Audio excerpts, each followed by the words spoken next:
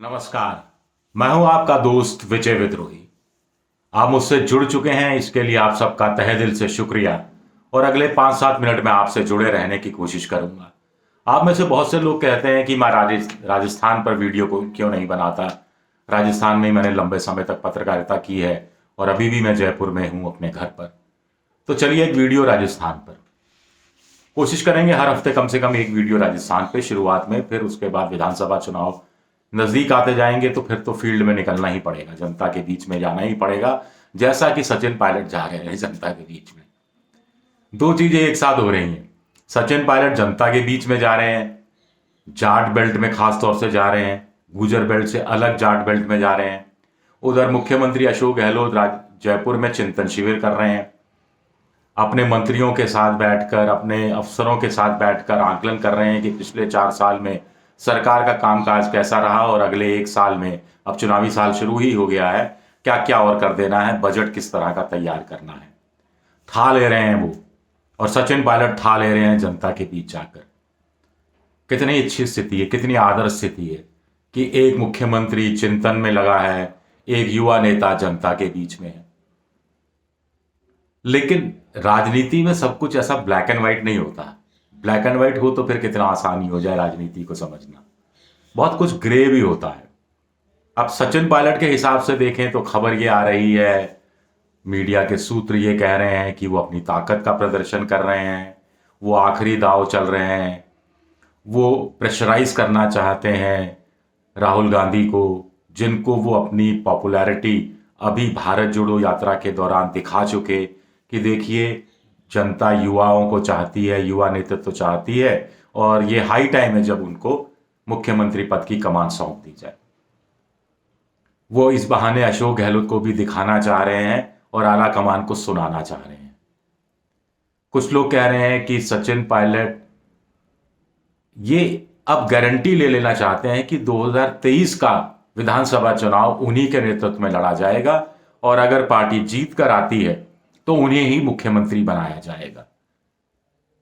मुख्यमंत्री वो किसी भी कीमत पर बनना चाहते हैं, ये अलग कहानी है 2023 के विधानसभा चुनाव से पहले। लेकिन कुछ लोग कहते हैं शायद हो सकता है कि उनको लगा हो जमीनी हकीकत देख कर कि अब कोई फायदा नहीं है, अब कुछ होने जाना वाला नहीं है, तो क्यों ना आगे के लिए अपनी सीट पुख्ता कर ली जाए, एडवांस बुकिंग पूरी तरह से पुख्ता कर ली जाए।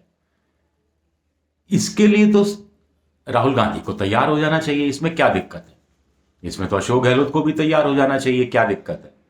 आखिर युवा है सचिन पायलट, 45 साल के हैं। देश में 7 राज्यों के मुख्यमंत्री ऐसे हैं जिनकी उम्र 50 या 50 से कम है। जगनमोहन रेड्डी 50 साल के हैं, योगी आदित्यनाथ 49 या 50 साल के हैं, 5-6 साल पहले 44 साल में पहली बार मुख्यमंत्री बन गए थे। पेमा खांडू 43 साल के हैं अरुणाचल प्रदेश के। जो संगमा है वो मेघालय के, वो 45 साल के हैं। हेमंत सोरेन 45-46 साल के हैं। बहुत सारे और एक दो और नेता हैं जिनके नाम मैं तत्काल रूप से भूल रहा हूं। सबकी उम्र 50 से नीचे है। तेजस्वी यादव जो मुख्यमंत्री बनने की बिल्कुल लाइन पर है, वो भी 50 से कम के हैं। देश की 60% आबादी 40 साल से कम की है, 65%। देश की औसत उम्र 24 साल है। मुख्यमंत्री अशोक गहलोत 70 पार कर चुके हैं,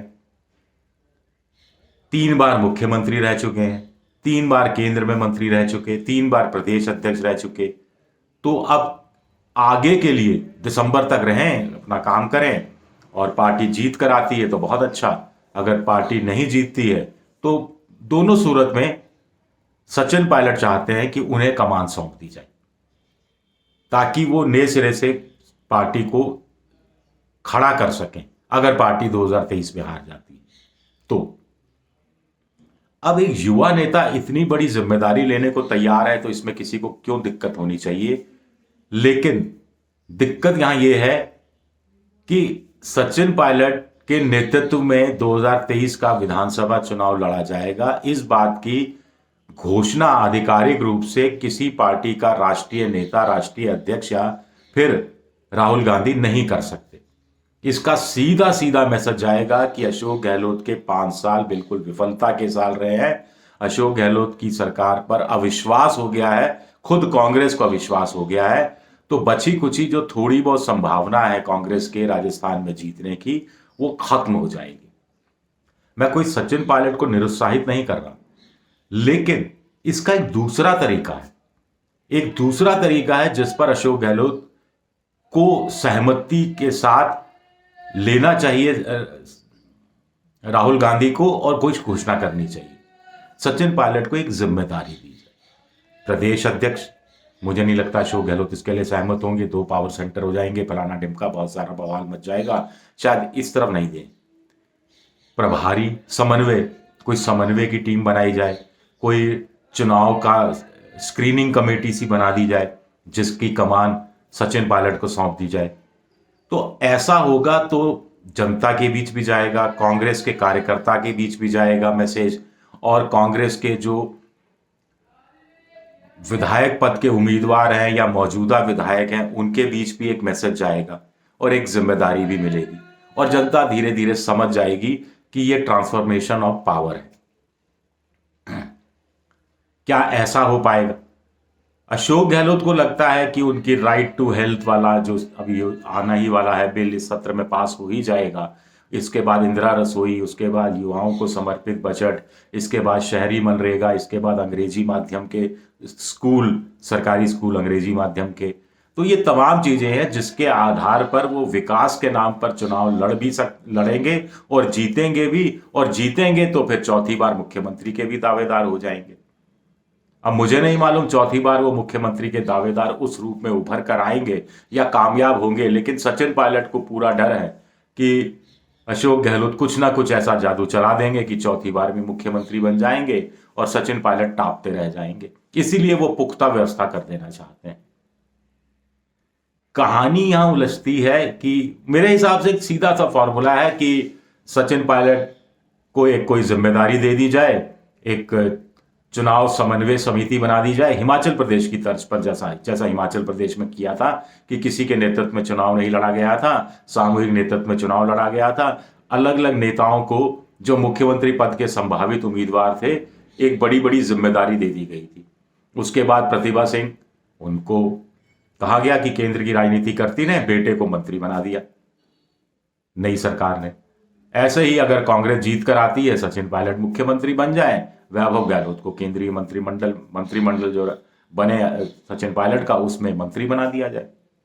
अशोक गहलोत भी खुशी हो जाएंगे कि बेटा भी हो गया, और अशोक गहलोत फिर राष्ट्रीय राजनीति में चले जाएं, लोकसभा का चुनाव जोधपुर से लड़ें जहां से वो पहले भी जीत चुके हैं, और फिर वो राहुल गांधी का हाथ मजबूत करें। तो ये ट्रांसफॉर्मेशन ऑफ पावर भी होते रहना चाहिए। सत्ता बुजुर्गों से लेकर युवाओं को भी दी जानी चाहिए, युवाओं के सर पर बुजुर्गों का हाथ भी होना चाहिए। ऐसा बीजेपी कुछ कुछ करती रही है, मोटे तौर पर कुछ ना कुछ करती रही है। उससे क्या राहुल गांधी सीख लेंगे? सीख तो वो ले चुके, लेकिन उनकी जो सीख है उससे नेता सीख नहीं लेते। और फिर राहुल गांधी थोड़ी डेमोक्रेसी की बात कर देते हैं, जैसे उन्होंने कह दिया कि दोनों एसेट हैं, अच्छी बात है। फिर कह दिया कि लोकतांत्रिक, इतने लोकतंत्र में वो विश्वास करते हैं कि राज्य के 2 नेता अगर आपस में कोई मतभेद लेकर बैठे हुए हैं, कोई थोड़ी बहुत बयानबाजी होती है, तो उसको वो बुरा नहीं मानते जब तक कि पार्टी का उससे अहित ना हो। तो पार्टी का अहित कैसे, उसका पैमाना क्या है? क्या अभी पार्टी का अहित नहीं हो रहा जो सचिन पायलट बनाम अशोक गहलोत राज्य में चल रहा है? यह भी अपने आप में एक बड़ा सवाल है। या चुनाव के नतीजे आने के बाद ही आप इस बात का जायजा लेंगे कि पार्टी का अहित कितना हो गया और हित कितना हो गया? समझदार नेता तो समझ जाता है कि कहां किससे नुकसान हो रहा है। तो मुझे लगता है कि ये अच्छी बात हुई है कि सचिन पायलट यात्रा पर निकल रहे हैं, और इसको लेकर अशोक गहलोत का खेमा कुछ ये रिएक्ट नहीं कर रहा कि साहब क्यों यात्रा पर निकल रहे हैं, किस हैसियत से निकल रहे हैं और क्या चाहते हैं। अच्छी बात है। और सचिन पायलट देखते हैं कि क्या बोलते हैं अपनी रैलियों के अंदर। और मैं, जहां तक मेरा व्यक्तिगत मत है, यात्रा पर निकले अच्छी बात है, युवाओं से मिल रहे हैं अच्छी बात है, किसानों से मिल रहे हैं अच्छी बात है, वहां से जो डाटा बटोर के लाएंगे वो उनको मुख्यमंत्री अशोक गहलोत के साथ शेयर करना चाहिए कि युवा ये चाहते हैं, किसान ये चाहते हैं, और आप बजट की तैयारी कर ही रहे हैं तो इसमें से कुछ चीजें इंक्लूड कर दी जाएं। लेकिन अगर मकसद खुद की ताकत का प्रदर्शन है, अगर मकसद राहुल गांधी को ये दिखाना है कि युवाओं का आप उपेक्षा नहीं कर सकते, और असली मकसद अगर सच अशोक गहलोत को कहीं ना कहीं नीचा दिखाना है, तो फिर कांग्रेस और नीचे गर्त में ही जाएगी। इस बारे में भी कोई दो राय नहीं होनी चाहिए, जिसका नुकसान अंततः सचिन पायलट को ज्यादा होगा, क्योंकि आने वाले समय में सचिन पायलट को ही चीजें संभालनी है। कुछ लोग कह रहे हैं कि साहब आने वाले समय में चीजें संभालनी है, इसलिए अभी से वो संभल रहे हैं, अभी से वो चाहते हैं कि कांग्रेस का हाल बहुत बुरा ना हो। अलग अलग आंकलन है। चलिए, मेरा ये वीडियो पसंद आए तो सब्सक्राइब कीजिए, शेयर कीजिए, और घंटी जैसी आकृति बेल आइकन ऐसे भी दबा दीजिए। मेरा @विद्रोही7 ट्विटर हैंडल है। फेसबुक पर मेरा पेज है विजय विद्रोही पेज, और आपके सुझाव का मुझे इंतजार है। आपकी नज़र में सचिन पायलट के नेतृत्व में क्या अगला राजस्थान का चुनाव लड़ा जाना चाहिए? राय दीजिएगा। शुक्रिया।